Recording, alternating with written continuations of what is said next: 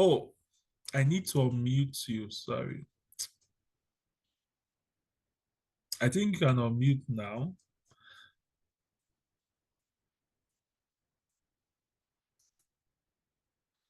Um,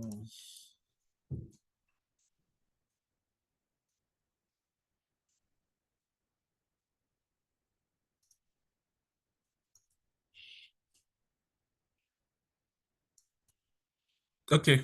I think I've made you co-host. You can do whatever you want to do Yeah, right that's fine. now. Yeah, Sorry. thank you so much. Yeah, from this side of the world is evening, so I will say good evening, everybody. Yeah, I'm sure you might be in different time zones across the globe. All right, thank you for the privilege. I will just try sort out my screen sharing, then we'll see how far we can go. So just let me know when once you can see my slide. Yes, I think I'm seeing a nice sky. Okay. So you should be able to see my slides now, right? Yes. Okay. All right. So greetings everybody. Like Brother Joshua said, my name is Gideon and I'm a second year PhD student at Imperial College, London. It's been a 2 year of intensive research. Sometimes you meet the things you don't expect. It's like that. But today is not to talk about my research. It's just to show us some few scholarship opportunities available in the UK. And I'll start by describing my journey because I feel somebody will be encouraged with that story. Yeah. So now I will show you some of the peculiarities of the UK admission space. The UK is very peculiar compared to the US. And also I will show you the available funding opportunities, and I'll give some final tips. Then we can carry on with some questions if there are any.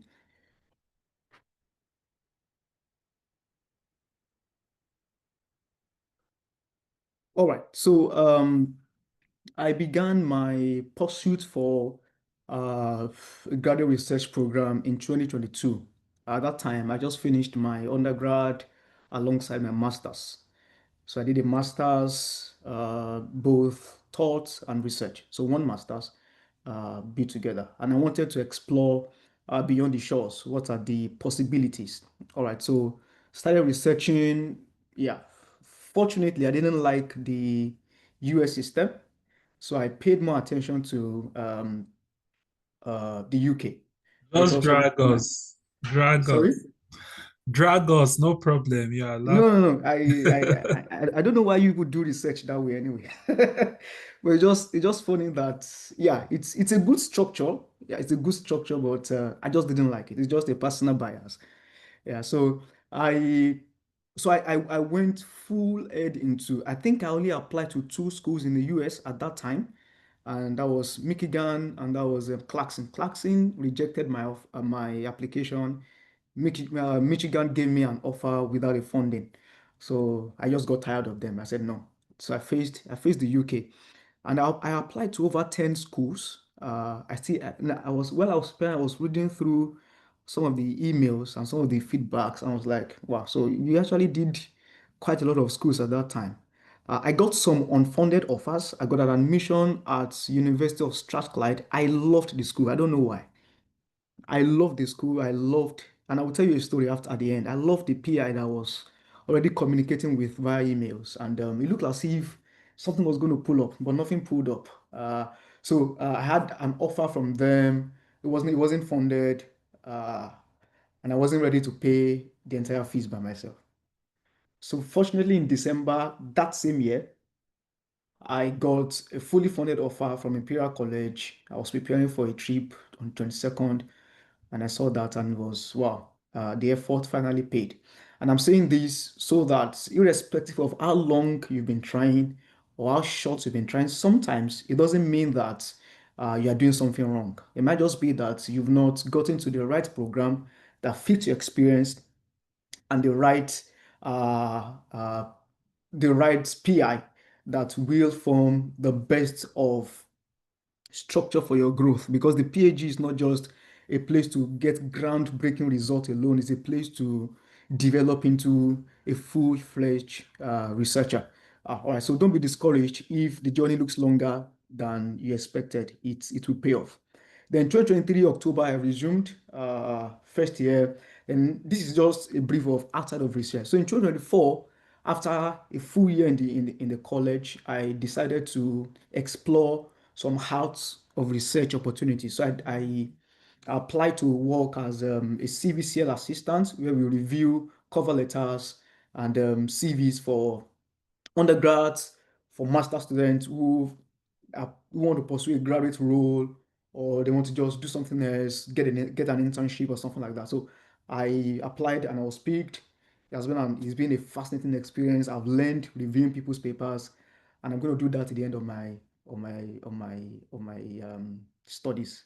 Then in 2025, this year, I wanted to explore more, so I applied for the Global Fellows Program, and that was also I got the offer, and I'll be going to Munich as a global fellow representing Imperial College in Germany. So that's just my journey outside of my research. I don't want to bore you with the the details of my research.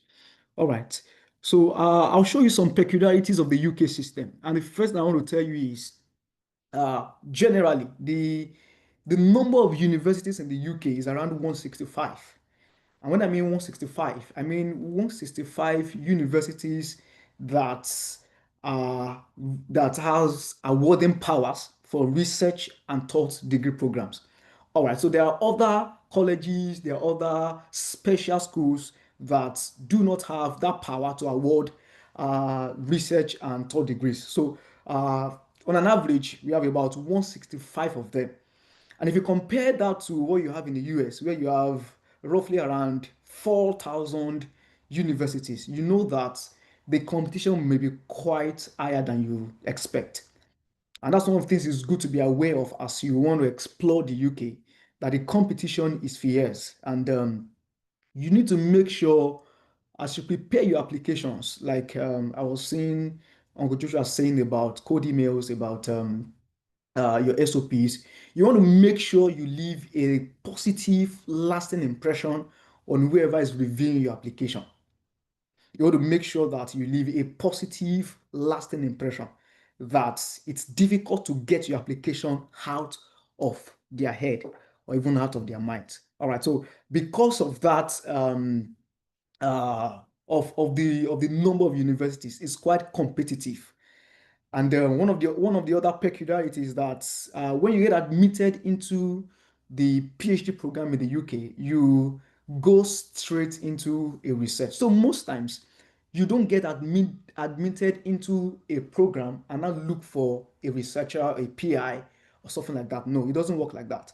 Right from the start, in fact, you are recruited. Let me use that word. You are recruited for the sake of that research. Yeah, so you are not recruited just to enter, you are recruited first for the sake of the research. There must have been a funding on ground and they need the students, and you are brought in for that purpose and straight into research. Yeah, so the duration is usually between 3 to 4 years, but most schools fund applications for they fund that study for about 3.5 years. But on an average, between 3 to 4 years. Yes, people finish in about 5 years. Yeah, I've heard of somebody who finished about 5 years due to funding issues. Yeah, but that's possible. Average scale, the duration is between 3 to 4 years. And just like you might have read or you're aware of, there is barely no coursework. There is barely no coursework in the UK PhD system. So either you do none or very minimal. What you have as a substitute for that is what they call graduate professional courses, or ECRI, where you have Early Career Researchers Institute courses, where you take that for the sake of your developmental goals outside of your research or to aid your research. All right, so they have those programs, and many times they have a limit to how much you should do. When I mean limit, I mean minimum. How much you should do per year. All right. So sometimes, for example, in my uni, you expect that you should have minimum of 3 credit points from graduate programs before you can be proceeded to the next year. All right. So that's very key as part of uh, the peculiarity. Now, the next thing I will want to make you aware of is also the student type. It's also a major peculiarity when it comes to funding uh, your studies in the UK. Yeah, so there are two broad demography. You have the home student and you have the international student. So usually for all universities, there is a wide gap between the tuition fees for home students and for international students. I know probably in the US is a different ballgame, but in the UK there is a major gap between the tuition fee, and that also affects the funding that is available for both categories. So, for example, if I'm a PI and the tuition fee that I will supply if I'm the one taking care of the sponsorship will be 4,500 compared to 16,000. You might be thinking of what the PI might likely want to tend towards when it comes to taking in a student. All right, so that plays a major role in what happens with funding your education, your PhD studies in the UK. All right, so there are some scholarships that are basically for home students. When I mean home students, those are either citizens of the UK or people who have a settled status in the UK. All right, so there are fundings that are specifically targeted towards them, and there are some that are global fundings. And the last one is there are fundings that you can get even if you are not an home student, and you fund the difference yourself. You find a way to get other scholarships that will make you fund the difference yourself. So, very quickly to look at the available funding options. I think that's where everybody wants to pitch. The available funding options for your graduate studies, either the masters or the PhD. One of it is studentships. There are quite a number of different studentships available, and I will drop a link on the charts probably at the end of the talk, just to give you an overview of all of the studentships available. But I brought forward the most popular studentship in the UK, and that's the UKRI. The UKRI is a very robust funder for research and for education in the UK. In fact, they fund research across categories, across different departments, let me use that word, or different faculties. So they have different sections that fund research across that. So alongside funding the research, so they do two things. They fund research where PI applies for submits a proposal and they get funded. All right, so that's between them and the PI. They don't care whether you take a student or you don't take a student. All right. But the other thing they also do is what they call studentships, where in partnership with some institutions, they have studentships that they give out on a three and a half year basis, where they support researchers, they support student researchers to perpetuate research at different levels. All right, so for this, you do not apply directly to UKRI. You apply via the institution.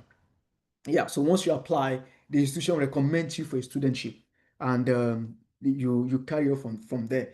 So when you say studentship or scholarship in the UK, obviously you know that that covers tuition fee that covers your monthly stipends. So usually on an average, I think the maximum you can get, let me start from there. The maximum you can get as a stipend should be around £22,000. And that's if you're in London, because for London-based institutions, they have additional waiting band that they had to whatever they pay you because of the way London is. London is a very unique city. So sometimes they pay more because it's expensive to live and survive in London. All right. But outside of that, the on an average, you're looking at around 20,000 or 19,000 pounds. And that's per annum, not per month. That's per annum. All right. So yeah, that's the other available funding options is the university-based scholarships. Like I said at the beginning, you don't really apply to a program. Uh, you apply to a research. So there's a research on ground that needs you before you come in. All right. So however, uh, some universities have university-based scholarship, and the way they run it is they run it in partnership between the university as a body and the lecturers, the PIs. So what they do is they have a share. So sometimes I can give an example of the imperial scholarship. So sometimes the university takes care of the stipends and they take care of the tuition. All right, but the actual cost towards the research is taken care of by your PI. And sometimes the cost of visa applications, of health insurance is also supplied by your PI sometimes. So it depends on the agreement between the university and the PIs. The PI also run their accounts themselves, obviously, although linked to the university. So I have highlighted just a few of them, just a very few of them. There are quite a number of them that you can just easily go to any university, the scholarship page. You will find quite a number of information on that. So you have the president's PhD scholarship at the Imperial College. You also have, for chemical engineering, you have the departmental scholarship for chemical engineering. Then you also have some other scholarship, the one in LSE, that's the London School of Economics. Then you have the one in King's College. You have the Clarendon scholarship for Oxford, and those are global scholarships. It doesn't matter whether you're from UK or they are global scholarships. Then you have the one for Gates Cambridge scholarship. Then you have Rhodes as well. Quite a number of them. Quite a number of them. All right. So you have the Great Scholarship as well, and this is not a global scholarship. It's only available for people from 18 countries: Bangladesh, China, Egypt, France, Ghana. Of course, Nigeria is part of it. Mexico, Malaysia, Spain, Thailand. I think Pakistan as well. Yeah, there are about 18 countries. You can find out on the British Council website. Just say British Council or search Great Scholarship. You can find that on that. And what they supply is just a 10,000 bulk towards your research, either your tuition, most likely your tuition is a 10,000 payment that goes straight for that purpose. So, for example, if you're a self-funded student and you want to explore this area, yes, you can. Somebody is here self-funded. Yes, in the UK, you can actually be a self-funded student where you fund everything yourself. Yeah, and I'll talk more about that as we proceed. Yeah, and you also have the Chevening scholarships. That's very popular. There are master's degrees that are eligible for Chevening scholarship. All you need to do, prepare your application, prove that you have some leadership capacities, uh, and all of that, and you will be a very good candidate for Chepin Scholarship. You also have the Commonwealth Schools Commission. Commonwealth Scholarships Commission has 7 different award types uh, under their belt, and it's good to check that and explore that option. So that is there were 7 of them from Commonwealth PhD scholarship to the master scholarship. Yeah. So if you want to, if you want to, yeah, if you're thinking that you have enough of leadership experience, you have a good result, because many times, the first leg into your application being considered is to meet the eligibility criteria. Most times, one of the eligibility criteria is to have a 2:1 in your undergrad, uh, or sometimes they ask for an additional master's program. So you want to be sure that you meet that uh, entry requirement at all before your application might be considered.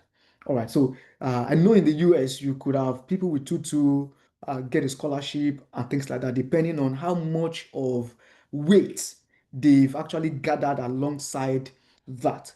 But however, in the UK, I can assure you that the first thing that comes first will be your uh, your grades, your grades. and it improves your chances actually. And if the grades are not okay, you want to be sure that you want to demonstrate enough additional experience that can justify why that grade happened that way. Yeah, so and that's very crucial for some of these scholarships, the Commonwealth, the Chevening, those grades are very crucial. All right, so some additional ones, you also have country specific scholarships. These are scholarships that are available for citizens of a particular country to go ahead and further their education in the UK. All right. So there are quite a number of them. I'm sure most countries have that in place. Most countries. I just don't want to bore you on the slides. That's why I just added two, one from Nigeria, the other one from China. So you have PTDF, which is very popular, and you have quite a number of them. We also have the Chinese one. So there are quite a number of country-specific scholarships that you should explore if you want to consider further studies in the UK. It's good to explore those uh, country specific scholarships. The next one is the advertised and other studentships. I will give a link to the other studentships, but the advertised studentships is another thing you should consider. And you can always find that on findaphd.com or use jobs.ac.uk/PhD. You can get advertised, people advertised scholarships, studentships, not scholarships, studentships at several times of the year. And the only thing you would check is to check whether that studentship is for home students or is for uh, students worldwide. So if it's for students worldwide, both home students and international students can take advantage of that studentship. So you want to explore that because that's I've had people's stories of just applying to studentships, get an interview, and straight away they're in the program. So you want to also take some time to check that. The other one is networking. Uh, the way I see networking is an opportunity to put your foot behind the door for unadvertised studentships. And I'll tell you a story. So when I applied to Strathclyde University, University of Strathclyde, sorry, I applied. I applied for an advertised studentship. However, when I was applying, because I was desperate, when you are looking for a PhD scholarship, there's a desperation, especially when you know that's your only option. There's a desperation that you go along with when you set. So, in my desperation, I didn't see that it was a self-funded opportunity. So after I applied, they reached out to me that, are you aware that it's self-funded? I went back to check. Okay, I said yes. So they said the the PI, the professor, a lovely woman, she was happy to take me as a student. She loved my experience and she was happy. All right. So I started talking with her. Okay. Yeah. I've applied for some country specific scholarships. I haven't got a feedback yet, but I'm hoping that I'll get a feedback. She said, fine. Send me some other links that I could try. And we started a communication that way. And at some point, I'll reach out to her just to keep the communication going via email. All right. So when I got the funded offer in December, by January, I just saw an email from this woman. I said, yeah, Gideon, I know it's been a while. However, I have this studentship that is upcoming. I'm not the main supervisor, I'm just a co-supervisor. But I remember we spoke, I love your experience, and I would like you to consider if you want to. If you want to, by 9 a.m. tomorrow morning, we can schedule an interview and we can put you forward for the studentship. That was just it. And I said, oh, it was painful for me because I love the woman. But I said, no, okay, I'm sorry. I deeply apologize. I've accepted an offer that I think I'm comfortable with. And she wished me best of luck. You get the point. So that was networking that began from a self-funded offer that I couldn't pursue, but because the door was kept opened when she had an unadvertised studentship, she reached out because my experience really fit to what they were doing in absorption. So it felt like, wow, you could try this out. So networking can also be a good way, although that will not exempt you from the rigor of your application.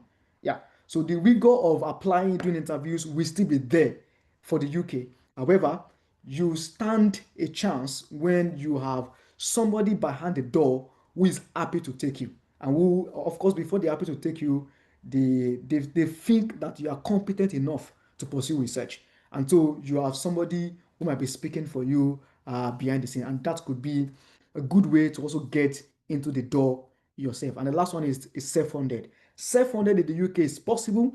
And I'll just do a very brief explanation on how that can be possible. In the UK, if you're on a student visa, the maximum hours you're eligible to work is 20 hours per week. So you can't do more than 20 hours of work per week.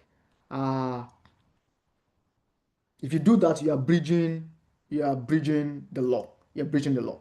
All right.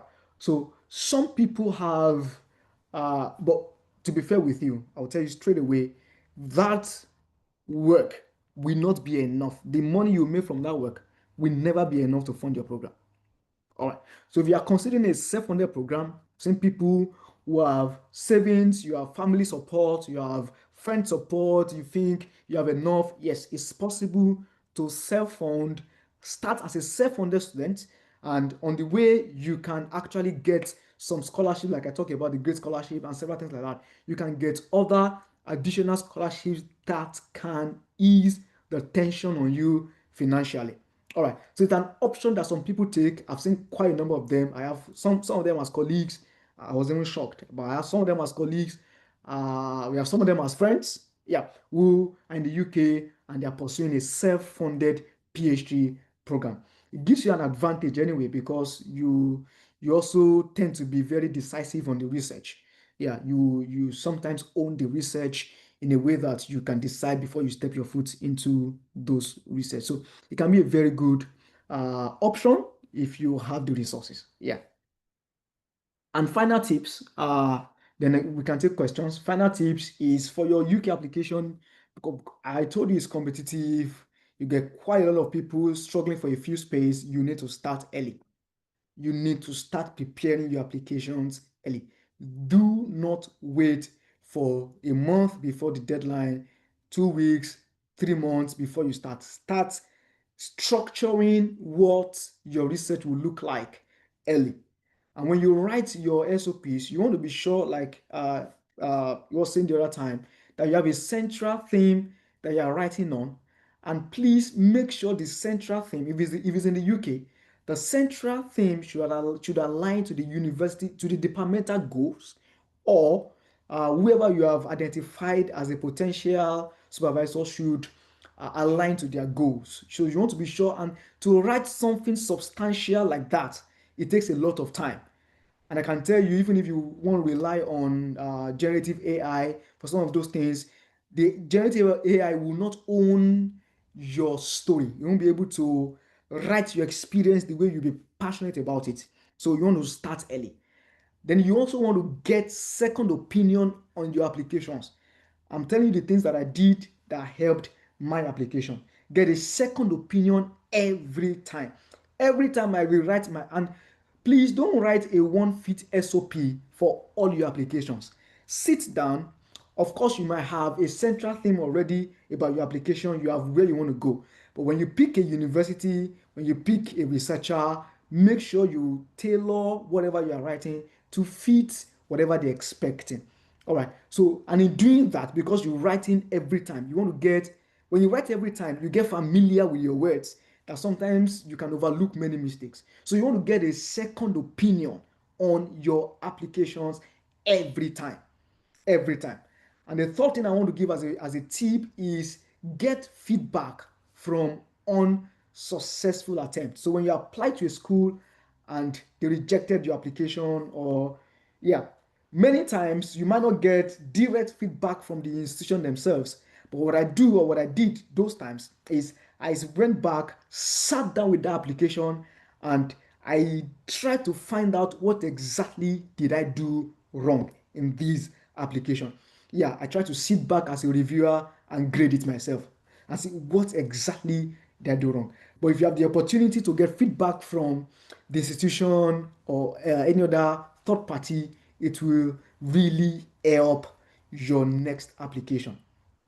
And the final tip I want to give is don't avoid Russell Group scores. Don't avoid them.